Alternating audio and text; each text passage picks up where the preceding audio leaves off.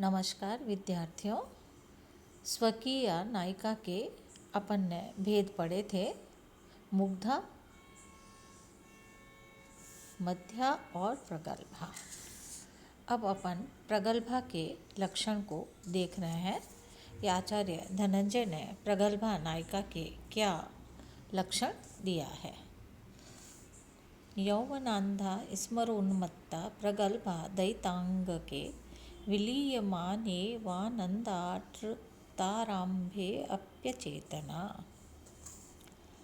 प्रगल्भा नायिका में यौवनान्ध, यौवन का इतना प्रभाव होता है मानो अंधी सी हो जाती है। स्मरो उन्मत्ता, और काम संबंधी भाव भी उसमें इतने अधिक रहते हैं कि वह उन्मत्त या पागल सी हो जाती है। और ये लज्जा रहित होती है।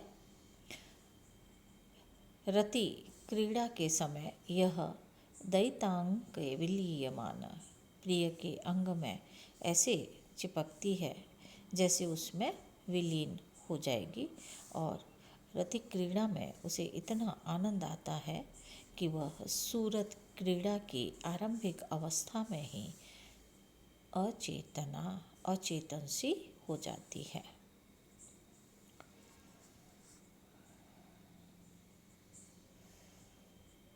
यहाँ धनंजय ने प्रगल्भा नायिका का ये लक्षण दिया है।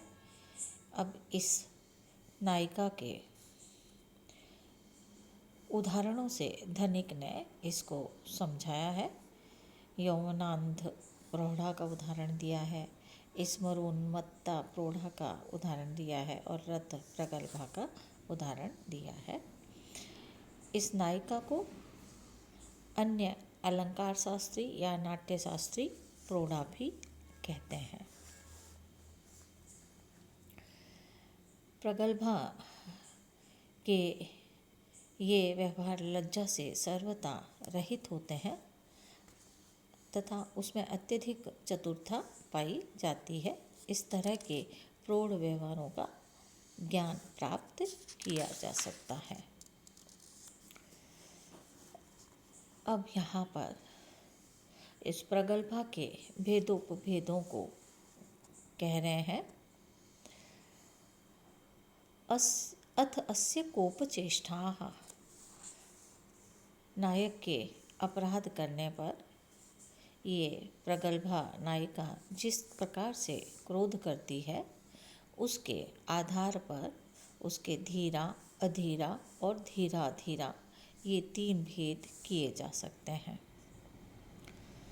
सावहितादरुदास्ते रतौ धीरेतरा क्रुद्धा संतर्ज्य ताड़येत मध्याधीरेव तम वदेत। ये धीरा प्रगल्भा अपने क्रोध को 2 प्रकार से प्रकट करती है। सावहिता आदर, या तो वो नायक का जरूरत से ज़्यादा आदर देकर सावहिता लज्जित करे, या फिर उदास्ते रतौ, या वो सूरत क्रिया के प्रति उदासीनता दिखलाकर रति क्रीड़ा में नायक का सहयोग न दे। और धीरे तरा अर्थात अधीरा प्रगल्भा क्रुद्धा, गुस्से के कारण, संतर्ज्य ताड़येत, वह नायक को पीटती है और झिड़कती है। मध्याधीरेव तम वदेत, और धीरा धीरा प्रगल्भा को भी हम व्यवहार में मध्याधीरा धीरा की तरह ही कह सकते हैं, अर्थात वह भी ताने मारकर नायक को फटकारती है।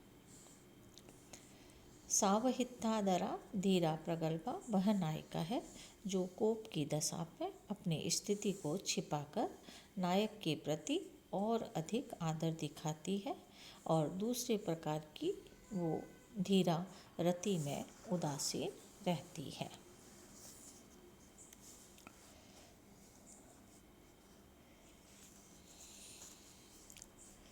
इस तरह से यहाँ पर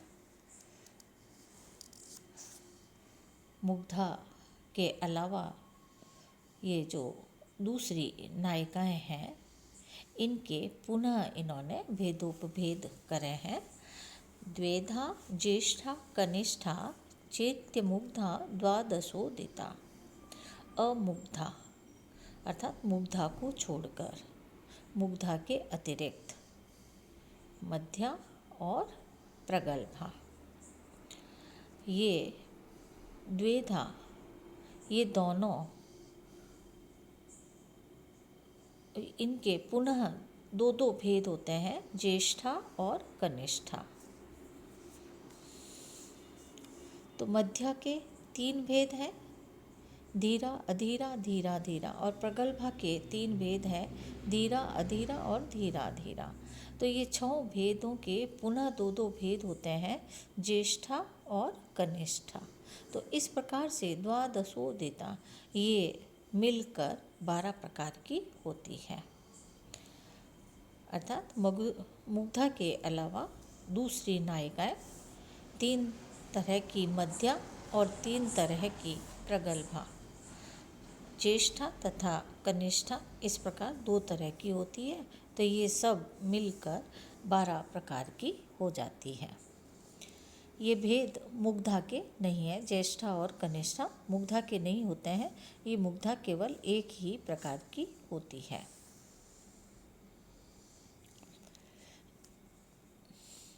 नायक का ज्येष्ठा के प्रति केवल दाक्षिण्य व्यवहार पाया जाता हो और प्रेम कनिष्ठा के प्रति ही हो, ऐसा मानना ठीक नहीं है, न ऐसा होता है।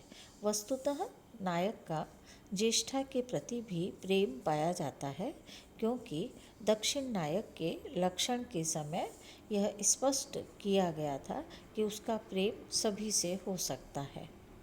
तो इस प्रकार धीर मध्या, अधीर मध्या, धीराधीर मध्या, धीर प्रगल्भा, अधीर प्रगल्भा और धीराधीर प्रगल्भा, इन 6 प्रकार की नायिकाओं के पुनः ज्येष्ठा व कनिष्ठा, इन 2 भेदों के अनुसार 12 भेद होते हैं। इन 12 भेदों के उदाहरण महाकवियों की रचनाओं, वासवदत्ता, रत्नावली आदि के रूप में धनिक ने स्पष्ट किया है। धन्यवाद। आज अपना लेक्चर यहीं समाप्त होता है।